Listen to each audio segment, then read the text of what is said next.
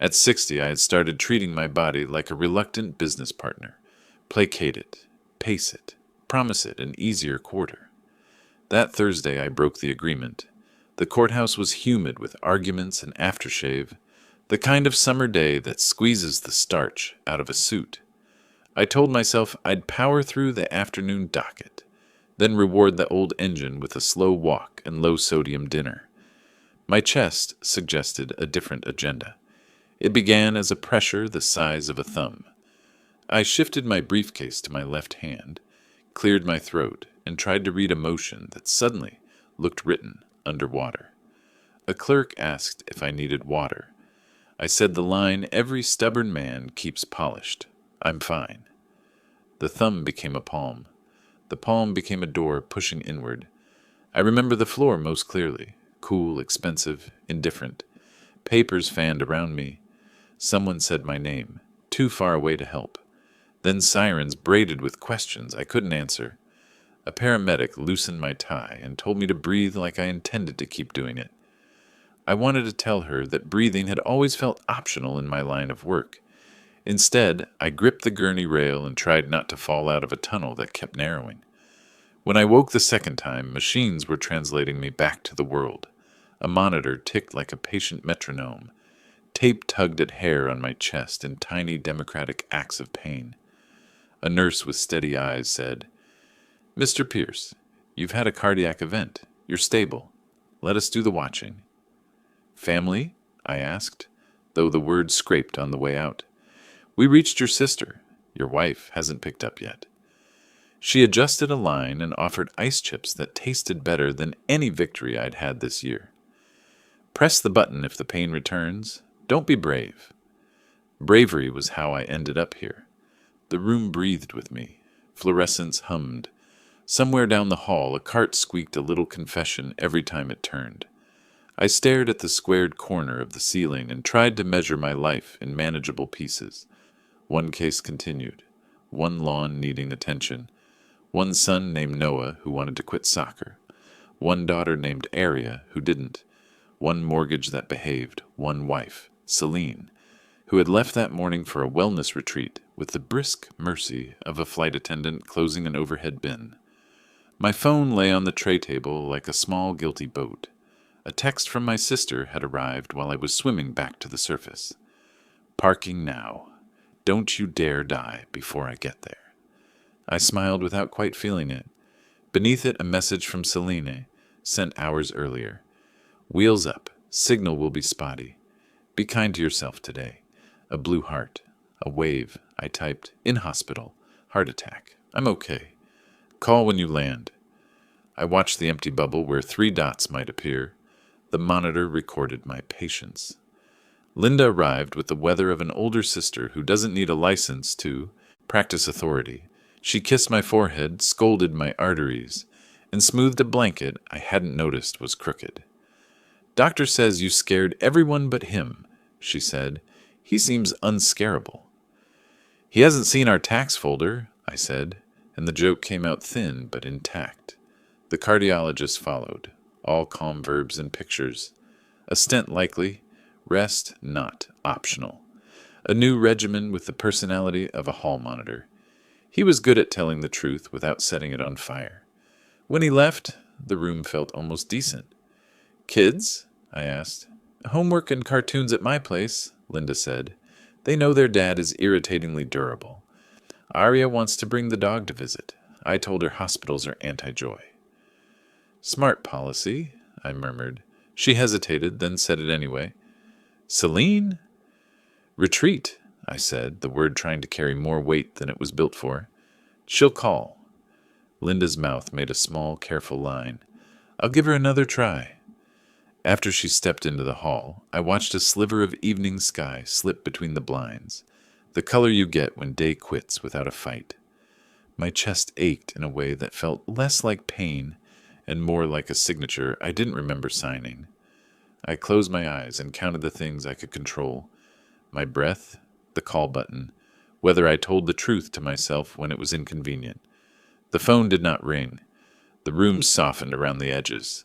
Nurses traded shifts with the choreography of people who do their best work at odd hours. I dozed and woke and dozed again, learning how to be a person who listens to beeps. Near midnight, the screen finally lit with Celine's name. For a beat, relief and anger shared a chair. I let it ring once, twice, and answered because the record of a life starts with the first sentence you allow. "Hey," I said, voice steady enough to rent. "I'm in the ICU. I'm okay. But I need you to hear me." The silence that followed wasn't spotty. It was full, deliberate, and long enough for a truth I'd been resisting to sit down beside me and introduce itself by name. Tomorrow, I realized, recovery wouldn't be the only work. Morning sunlight filtered through the narrow blinds, too clean for how I felt. Hospitals never sleep, but they have a way of making you feel you should. Nurses rotated, machines hummed, and my sister Linda sat folded in the visitor's chair, one eye on me, the other on her phone. I lay still, wondering whether Selene had bothered to call while I drifted. She hadn't. Instead, my phone held a bank alert. I almost ignored it until the amount caught me. $3,480. Ocean Lantern Resort and Spa. A second ping followed. Seaplane transfer. 2 guests. 2, not 1. My chest tightened, though not from clogged arteries. Ocean Lantern wasn't in Phoenix or Sedona, where Celine claimed her retreat would be. That name whispered turquoise seas, not desert canyons. I opened her social media against my better judgment. There it was, an infinity pool spilling into an impossible ocean, a breakfast tray set for 2, her hand, my wife's hand, hovering over the water, wedding band catching sunlight. The caption read, "Learning to let go of heaviness." I zoomed in on the glass door reflection and froze. A man's silhouette filled the frame, taller, broader, tanned. I knew the bracelet on his wrist, beads he wore when he came to my house months earlier, grinning as he shook my hand. Rex Dalton, Celine's so-called personal trainer and life coach. I had dismissed him as harmless, another self-proclaimed guru with more charm than credentials. But now his reflection leaned into mine like a thief pressing against a window. The monitor beside me betrayed my pulse. Linda stirred and peered over. "You're awake worried," she said in that blunt sister way. I turned the phone toward her. "This is where Selene is." Her eyebrows shot up. "That's not a yoga retreat. That's a vacation brochure with bad morals." I wanted to laugh, but my chest hurt too much. "She's with him, using our money." As if on cue, another email popped up. "Your Ocean Lantern confirmation." She had accidentally sent it to our joint address. The itinerary glowed with mockery. Overwater villa, couples massage, dolphin cruise, guest count 2, check-in 3 days ago. The nurse came in to check vitals, oblivious to the betrayal unraveling in my hands. I signed the forms she needed, but my mind was already racing elsewhere. Years of practicing law taught me to gather facts before reacting. So I started a folder in my phone labeled Evidence, Receipts, Screenshots, Charges. Every detail that could someday sit on a judge's desk. Linda touched my arm. "Do you want me to call her?" "No," I said, my voice sharper than intended. "I want the truth to do the calling." But truth rarely dials first. At 8:03, Celine finally texted, "Baby, time zones are crazy. How are you?" "Don't stress. I'll call when I get signal." Signal. Yet her feed was brimming with live videos. I typed, "ICU, heart attack, call now." 3 dots appeared, then vanished, appeared again, then silence. It was the clearest message she'd ever sent. I leaned back, pulse steadying with a different kind of resolve. My marriage had been living on borrowed credibility. The heart attack nearly killed me, but this betrayal revived a sharper instinct. If Selene thought I'd lie still while she spent my money on another man's paradise, she had underestimated what 60 years of experience teaches a man. This wasn't just neglect, it was theft. And theft, I knew, had consequences. Tomorrow, I promised myself, the accounts would freeze, and so would her freedom. By the next morning, I was no longer thinking like a patient. I was thinking like a lawyer. The heart monitor might still be beeping out my fragility, but my mind had already shifted into litigation mode. Betrayal has a way of clearing the fog faster than medication. I called my banker first. The man had known me for 20 years. He didn't ask questions when I requested an immediate freeze on all joint accounts. Temporary security hold, I told him. Suspicious overseas charges. He clicked keys, confirmed balances, and promised Celine's card would stop working within the hour. I imagined her at some oceanside boutique, a dress draped over her arm, card declined. The picture almost made my ribs ache less. Within half an hour, my phone lit up. Celine's name. I let it ring out. A second later, a text. Card issue? Bank's acting weird. Can you fix it? This is ruining everything. Ruining everything. The words tasted bitter. She hadn't asked how I was. She hadn't said she loved me. She was worried about her champagne and massages. I started forwarding every receipt, every screenshot, every itinerary to the evidence folder I'd made. Lawyers build cases brick by brick. I was laying the foundation of hers. That afternoon, my old colleague and attorney, Marin Cho, arrived at the hospital. She walked in wearing her usual uniform. Gray suit, no-nonsense bun, eyes sharp enough to file a motion on their own. Linda called me, she said. She said you're alive, but your marriage isn't. I handed her my phone. She scrolled once and sighed. Open and shut adultery. Add financial abuse, abandonment, and possible fraud. We can file as soon as you're discharged.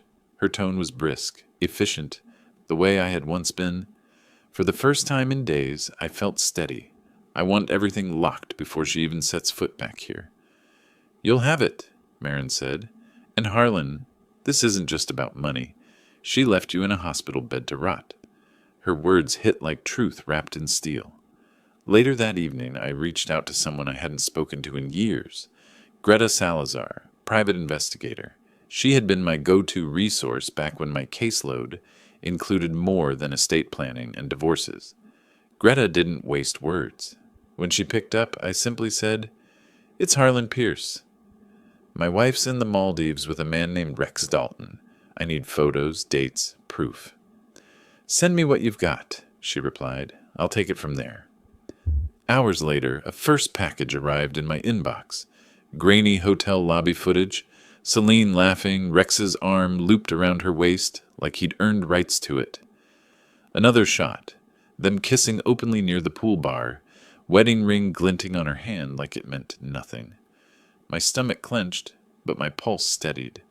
This was no longer about heartbreak. This was evidence, and evidence was my language. By the time night fell, Celine was still blowing up my phone. Messages stacked. "Why are the accounts frozen? This is humiliating. If you're trying to punish me, you'll regret it." But the one message she didn't send was the only one that mattered. "How are you, Harlan?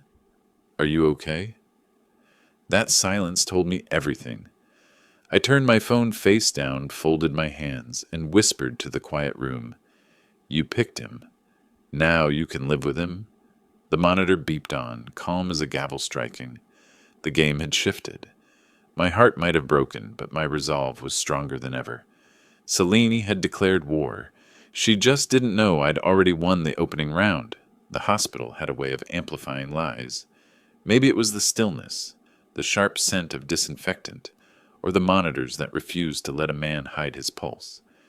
Either way, by the third day of my stay, Celine's silence had transformed from neglect into a weapon. She finally called that afternoon, her voice bright, breathy, and wrapped in false concern. "Harlan! Finally, I got through. The signal here is terrible," she said, the same way she'd once excused coming home at 1 a.m. after yoga. I didn't answer right away. My attorney Marin sat beside my bed, a legal pad balanced on her knees. Linda hovered near the doorway, arms crossed like she was holding up the wall. I hit speakerphone deliberately. "Selena, I'm in the ICU. I had a heart attack." There was a pause, too brief to be real shock.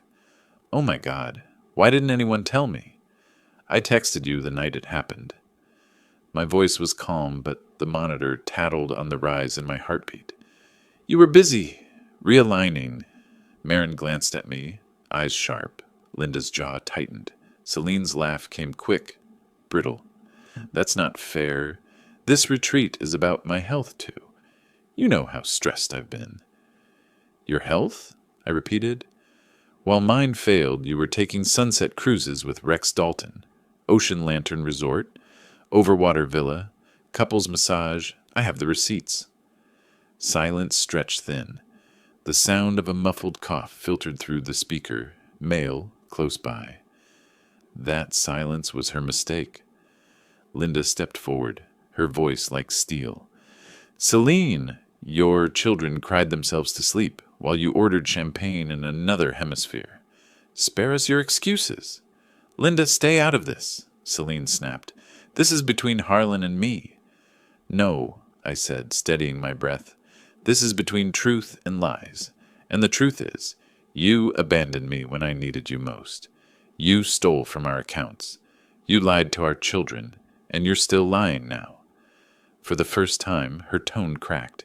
You don't understand. Rex makes me feel alive. You're so serious, always buried in work. That's enough, I cut in, my voice firmer than it had been in years. I'll let my lawyer handle the rest. Marin, you have everything you need. Marin tapped her pen against the pad. Every word of this call, combined with the financial records, will stand in court. Adultery, abandonment, financial misconduct. She's done. Celine's voice shrilled through the line, desperate now. You can't take the kids from me, Harlan. They need their mother. They need stability, I said coldly. They need to know love doesn't abandon them when things get hard. If you wanted to be their mother, you should have been here, not draped over a stranger in the Maldives. There was no response this time, only the faint crash of a door in the background, as if she'd stepped away to cover her shame. Then the line went dead. The room settled into the quiet hum of machines. Linda laid a hand on my arm. You handled that better than I would have, she said softly. I closed my eyes. It wasn't about winning an argument. It was about putting the truth on record. Marin slid her pad into her briefcase. Then consider it recorded. We'll move fast, Harlan. Custody, assets, protection orders. Celine won't know what hit her. For the first time since the collapse, I let myself breathe deeply. The betrayal still burned, but something new had taken root. Resolve. Celine had mistaken my illness for weakness. She was about to learn how wrong she was. The heart monitor steadied, each beep like a drumbeat of preparation. Revenge wasn't coming someday, it had already begun. Divorce is one kind of battlefield. Custody is another. I knew that as a lawyer, but living it was different. Marin filed the petitions within days. Divorce on grounds of adultery and abandonment. Emergency orders to freeze the joint accounts, and a motion for temporary custody. Every piece of evidence we had, hotel folios, bank alerts, photos of Celine wrapped around Rex, was included. Celine didn't retreat quietly. She came back swinging, and her first weapon wasn't money. It was the children. On a Tuesday morning, a social worker appeared at my hospital room door, clipboard in hand, voice polite, but eyes cautious. Mr. Pierce, we've received a report questioning your ability to care for your children due to your recent health crisis. I knew instantly who filed it. Celine had claimed that a 60-year-old man recovering from a heart attack couldn't be trusted with 2 young kids. She painted herself as the nurturing mother, despite abandoning them on the very night I collapsed. Anger welled, but Marin's hand on my arm steadied me. Answer their questions, Harlan. Calmly. We'll dismantle her lies one by one. The interview was humiliating. They asked if I could climb stairs, if I remembered my medication, if I had help at home. I answered plainly, explaining Linda's support, the nanny who'd been with us for years, and the doctor's expectation that I'd make a strong recovery. Meanwhile, Celine paraded her curated version of motherhood on social media, smiling photos with Arya and Noah at the park, Captions about family first. That would have been laughable if they weren't so dangerous. She showed up at school pickup in designer sunglasses, whispering to teachers about my condition, planting seeds of doubt. But kids notice more than adults give them credit for. When the social worker interviewed them, Arya asked bluntly, "Why wasn't Mom at the hospital when Dad got sick?" Aunt Linda was there. Mom wasn't. Noah, fidgeting with his shoelaces, muttered, "Mom's new friend makes Dad mad." Those words mattered more than any document. They revealed truth. Greta, my investigator, delivered another blow in our favor. She'd uncovered receipts showing Celine tried to cash out college savings accounts while I was still in intensive care. Combined with her luxury resort charges, the picture was damning. A woman more interested in wealth and lust than her children's welfare. When the preliminary custody hearing finally came, Maureen presented it all with surgical precision. Celine's attorney tried to argue my health was a liability, waving cardiology reports like a flag. Marin countered with testimony from my doctor, who explained my prognosis was strong and that stress, not incapacity, was the real danger. Then she dropped the evidence: bank records, vacation photos, and the attempted theft of the kids' funds. The judge studied Celine carefully. "Mrs. Pierce, your absence during your husband's medical emergency is concerning. Coupled with these financial discrepancies, it calls into question your judgment as a parent." Celine's mask cracked. Her voice rose, brittle and panicked. "He's turning everyone against me. I was finding myself. The gavel cut her short. Temporary custody was granted to me. Celine was given supervised visitation only. Walking out of that courtroom, I felt lighter than I had in months. Not healed, not yet, but anchored by the knowledge that my children would stay where they belonged. Celine's betrayal had pushed me to the brink, but now the law was on my side. I caught Linda's eye as she squeezed my shoulder. "She underestimated you," she said. "She always did," I answered. For the first time since the collapse, I felt not like a patient, but like a father, and a fighter again.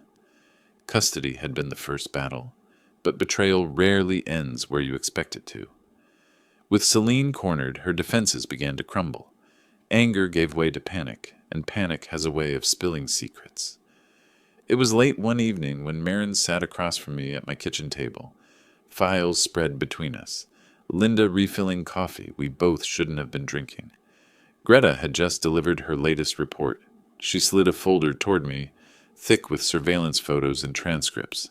"Your wife's boyfriend," Greta said, tapping a grainy image of Rex Dalton walking into a storage unit, "isn't just a trainer. He's a predator. He's run this scheme before." The photos showed Rex with another woman, wealthy, older, alone.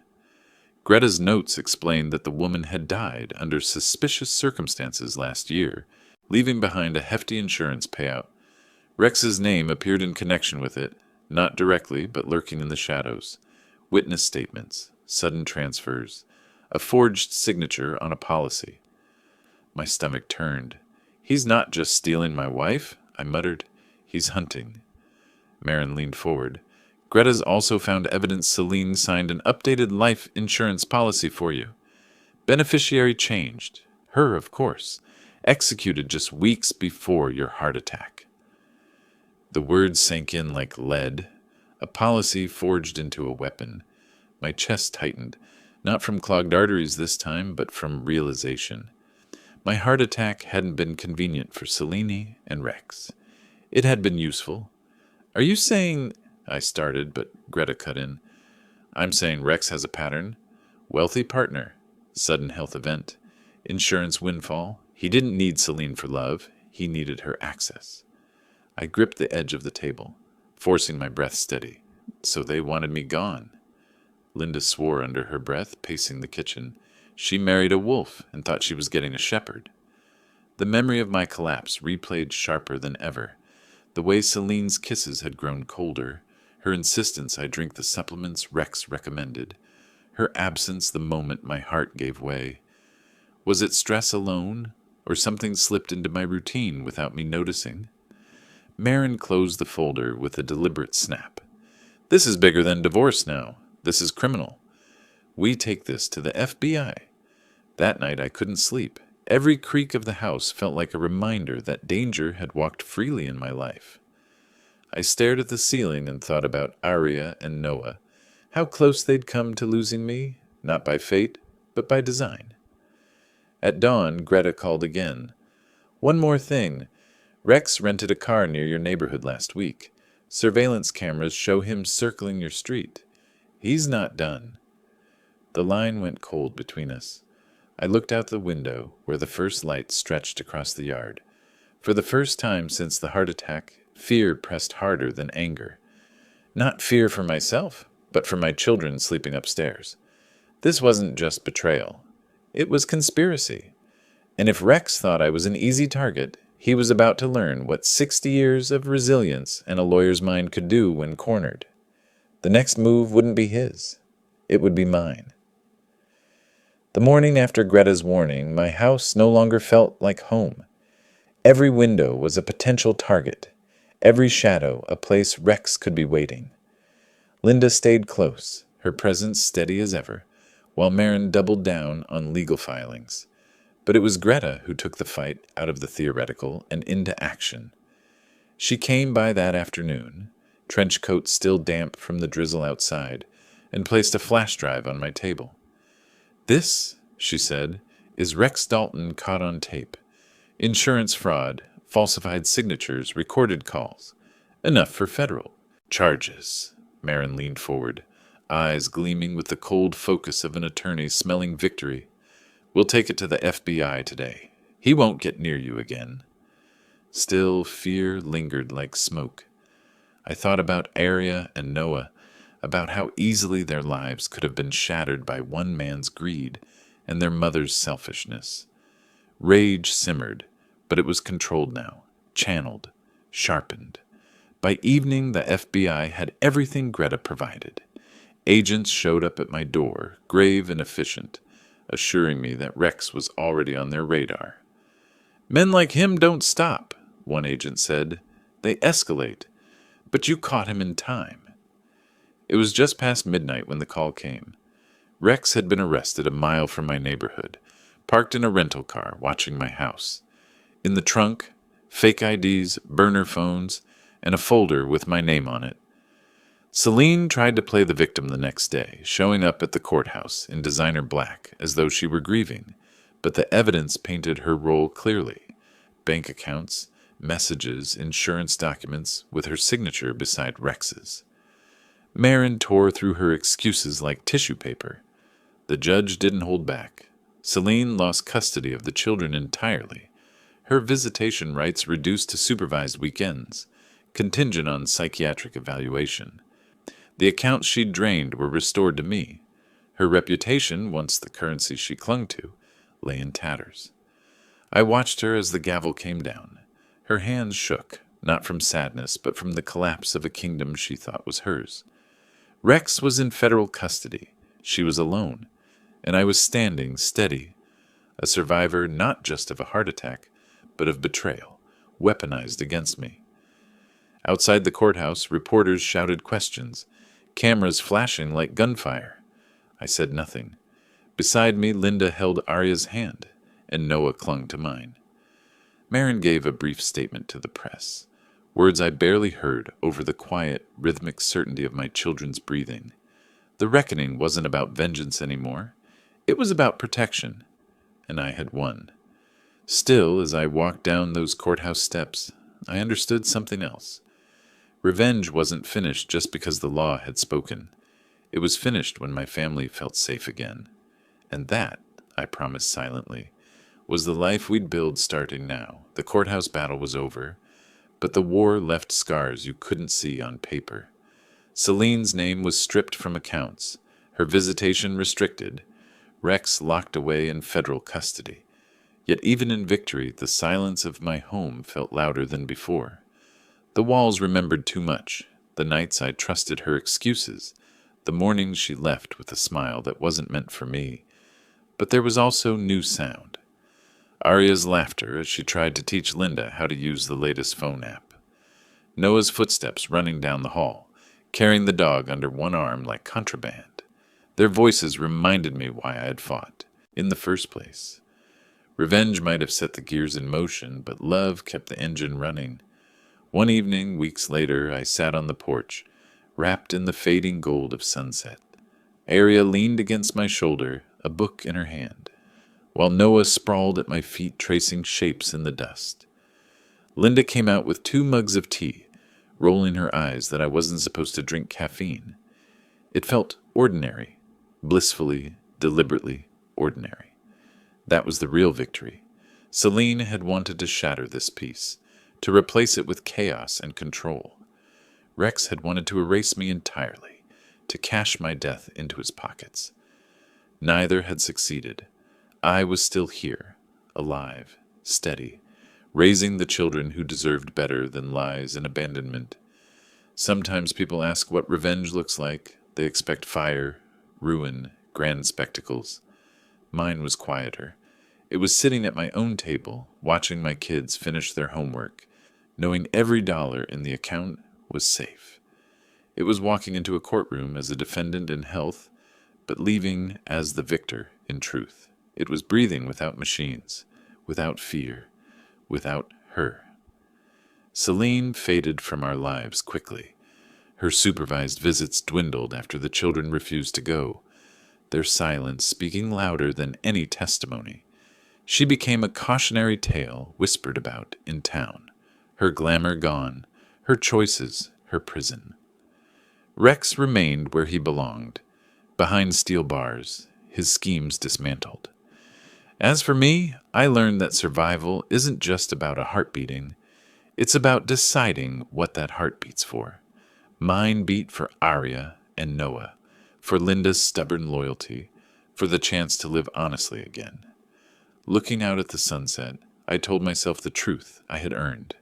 The greatest revenge wasn't Celine's ruin. It was my peace. It was the sound of my children safe in their rooms. It was the knowledge that betrayal had not broken me but built me sharper, stronger, unwilling to ever be blindsided again.